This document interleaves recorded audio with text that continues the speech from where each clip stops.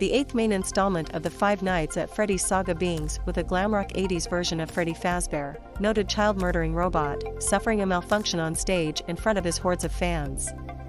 When the animatronic awakens, he discovers he's picked up an unwanted passenger somewhere along the way. That's right, you're inside him. It's like a Five Nights fanfic up in here. Advertisement. To clarify, you the player are in control of a young boy named Gregory, and Gregory is inside Freddy.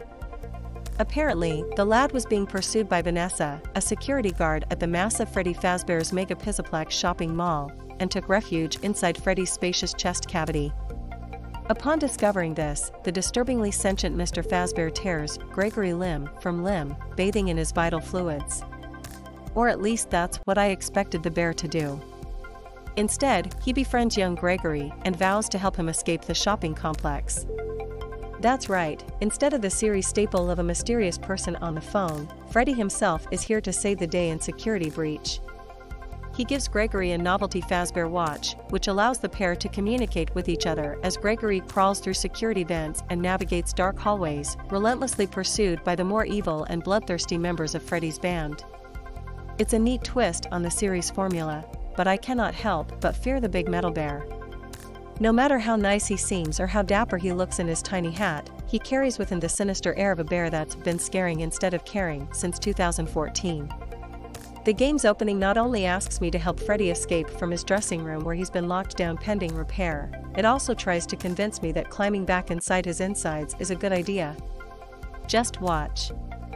It's actually a clever game mechanic, letting Gregory hide inside Freddy, where he's safe from pursuit from security, maintenance bots, and murderous metal musicians who are actually made of metal. But Freddy's malfunction means his ability to recharge is limited, forcing Gregory to go it alone while the bear guides him from inside a charging chamber. The whole affair is a little less scary knowing he's on your side unless you stop to think about it. I wouldn't if I were you. G/O Media may get a commission, save $20 Logitech StreamCam. It's time to start streaming bigger. The camera streams at 1080p and 60 frames per second, and it has a natural-looking video with smooth motion. The auto-framing and intelligent exposure keep you in the middle of the shot even as you move around. Buy for $150 at Amazon.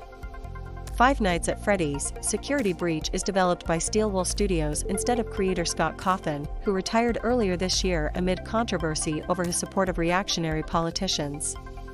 Despite some technical hitches like stuttering when changing areas, it's the best-looking Five Nights game I've played.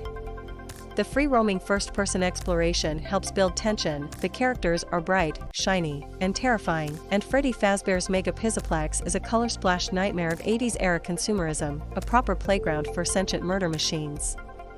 Yes, Freddy, that means you. I'm watching you, Fazbear.